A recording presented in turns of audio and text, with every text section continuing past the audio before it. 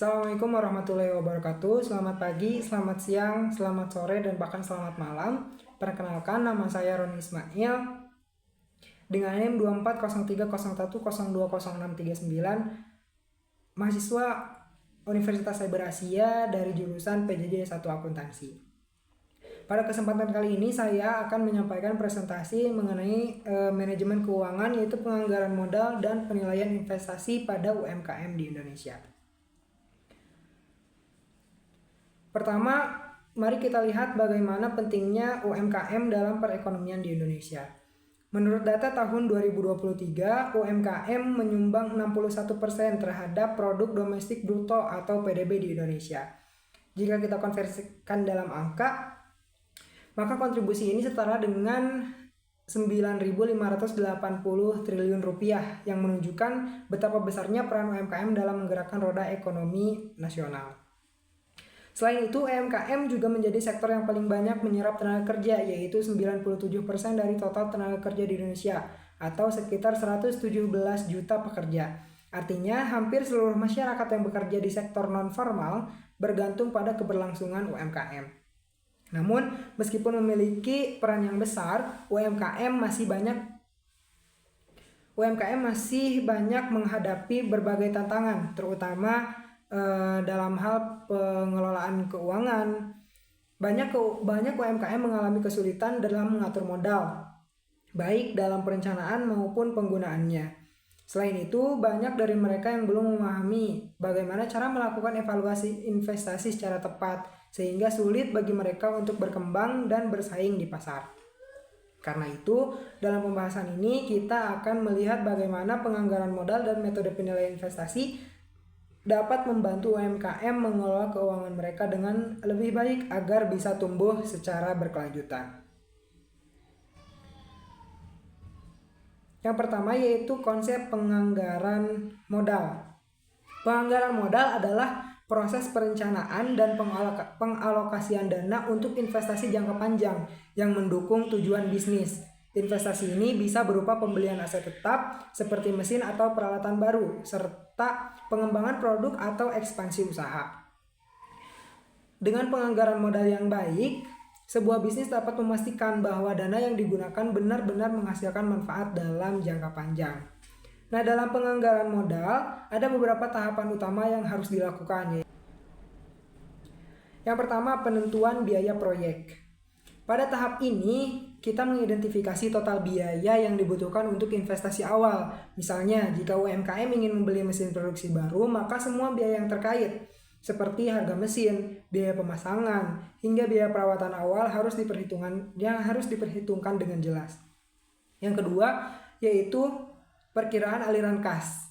Setelah mengetahui biaya proyek, langkah selanjutnya adalah memperkirakan arus kas yang diharapkan dari investasi tersebut. Artinya, kita harus memprediksi berapa pendapatan yang akan diperoleh dari penggunaan aset atau proyek yang dibiayai. Selanjutnya yaitu penilaian resiko. Resiko adalah faktor yang sangat penting dalam investasi.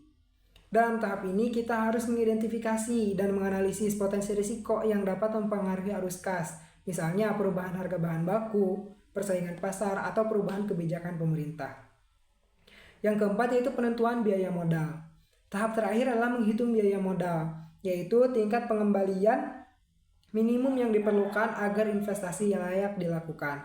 Ini membantu kita menentukan apakah investasi tersebut menguntungkan atau tidak. Jika tingkat pengembalian lebih tinggi dari biaya modal, maka investasi layak untuk dilakukan.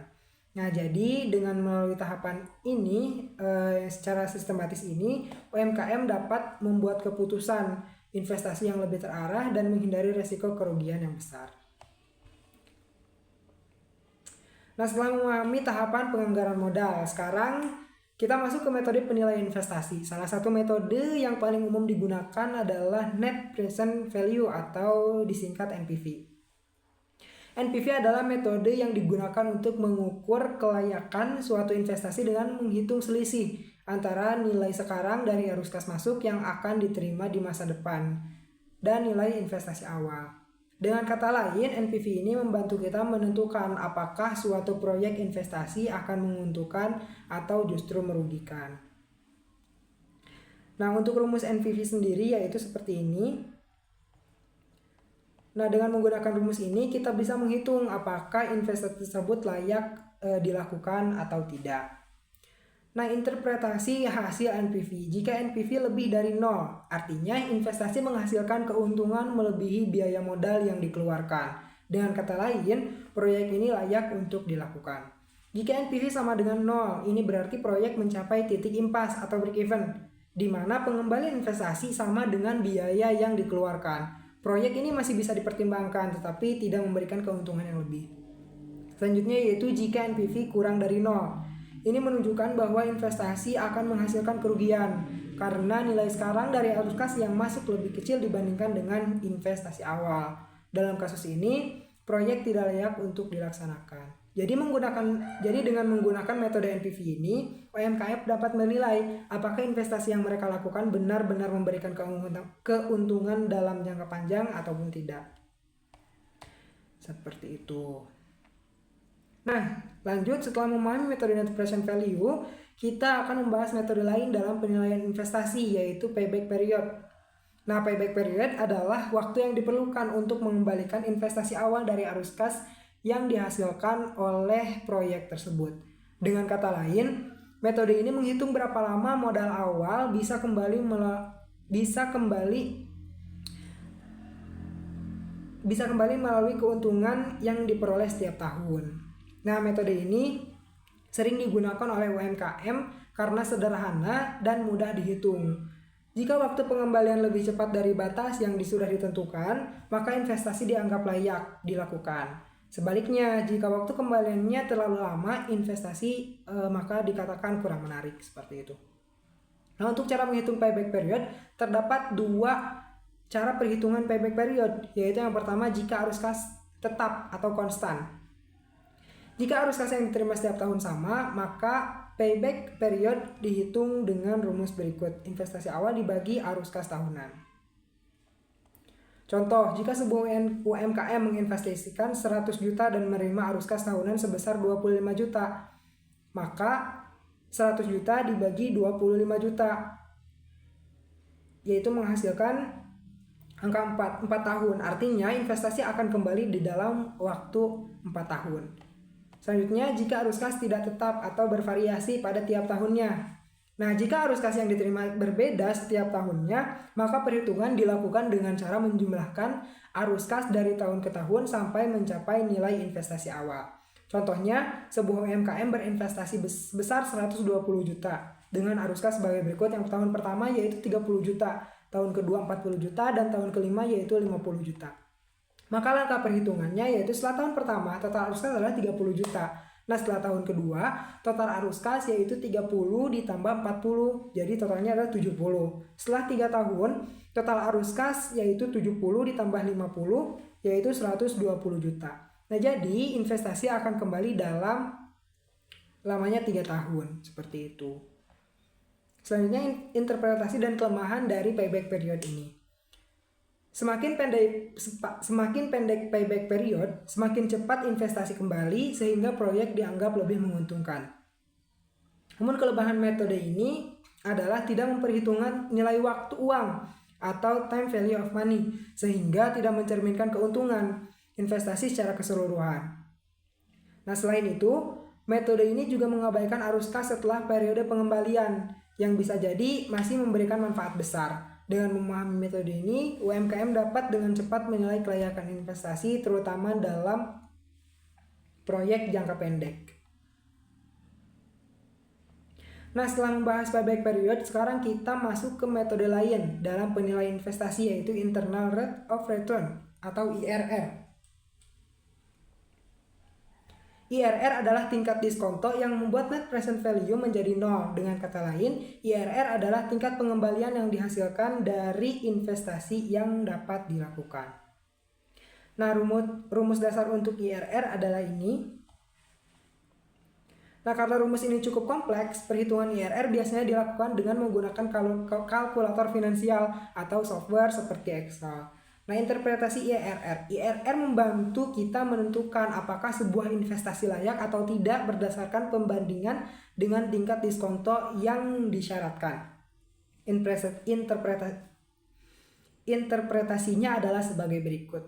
Yang pertama, jika IRR lebih dari tingkat diskonto, artinya investasi memberikan pengembalian yang lebih tinggi dari biaya modal yang dikeluarkan. Dengan demikian, investasi dianggap layak untuk dilakukan. Jika IRR sama dengan tingkat diskonto, maka artinya investasi hanya menghasilkan pengembalian yang sama dengan biaya modal, sehingga proyek berada di titik impas atau break even. Selanjutnya itu jika IRR lebih kecil dari tingkat diskonto. Ini menunjukkan bahwa investasi menghasilkan pengembalian yang lebih rendah dari biaya modal, sehingga investasi tidak layak dilakukan. Jadi semakin tinggi IRR dibandingkan dengan tingkat diskonto, maka semakin menarik proyek investasi tersebut. Nah, hubungan IRR dengan NPV. IRR dan NPV memiliki hubungan yang sangat erat secara umum. Jika NPV positif, maka IRR pasti lebih besar dari tingkat pengembalian minimum yang disyaratkan. Jika NPV negatif, maka IRR lebih kecil dari tingkat pengembalian yang disyaratkan.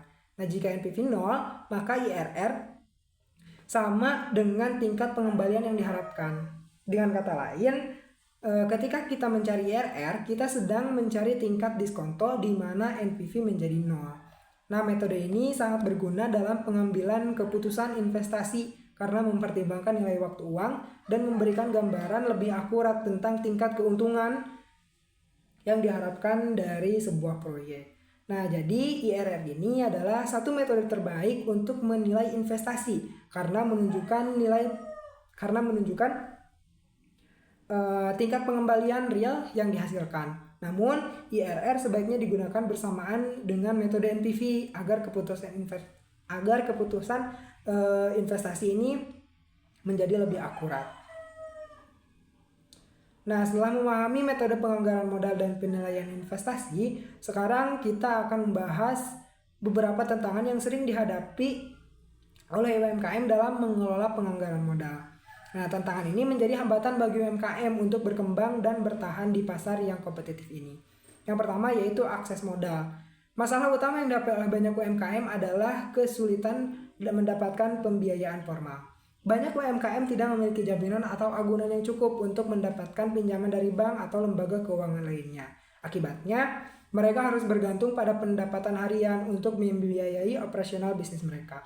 Nah, ketika terjadi penurunan pendapatan, UMKM kesulitan untuk melakukan investasi dalam pengembangan usaha. Selanjutnya yang kedua yaitu keterbatasan pengetahuan keuangan.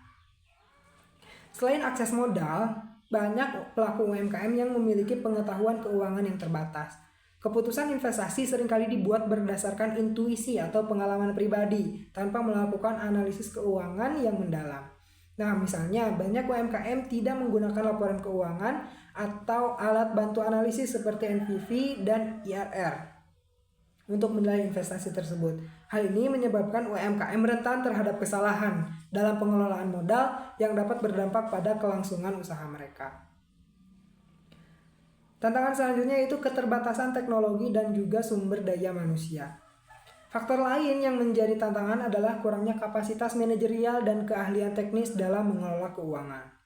Banyak UMKM yang masih mengelola keuangan secara manual tanpa menggunakan sistem akuntansi yang modern.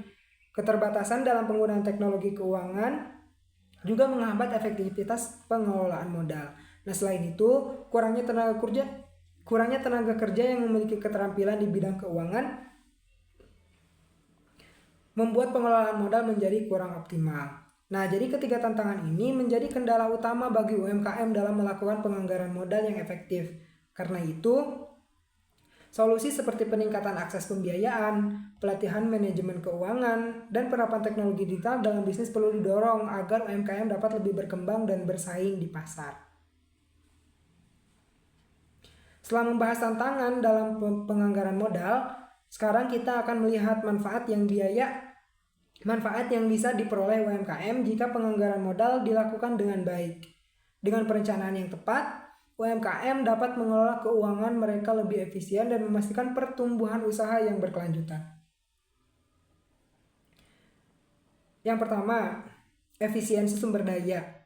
Manfaat pertama dari penganggaran modal adalah efisiensi dalam penggunaan sumber daya.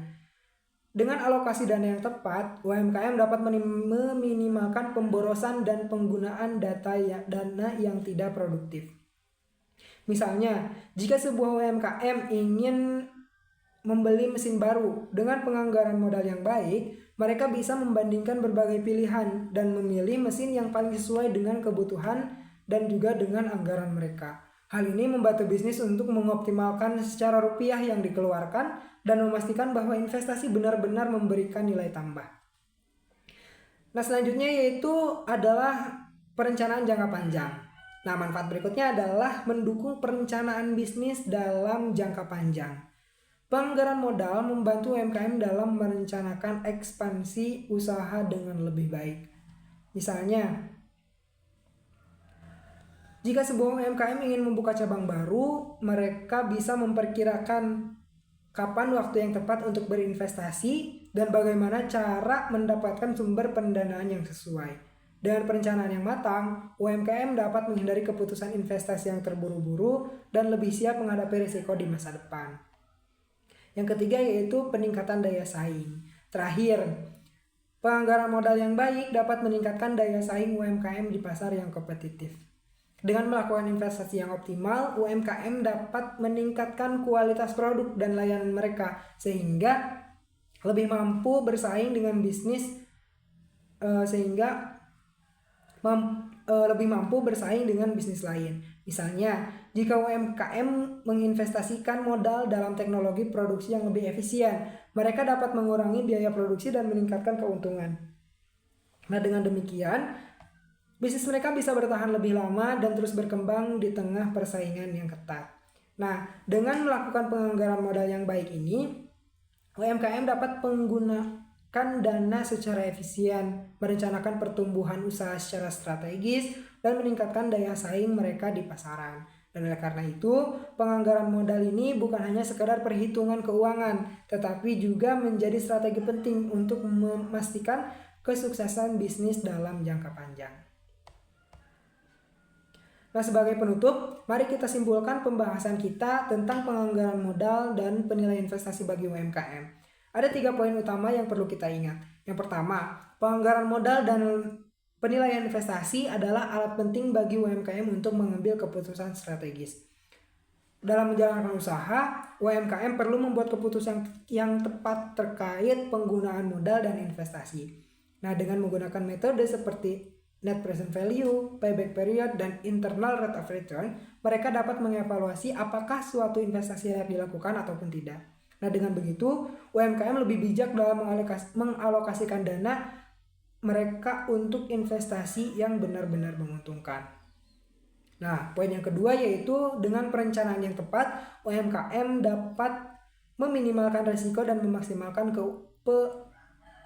memaksimalkan peluang keuntungan.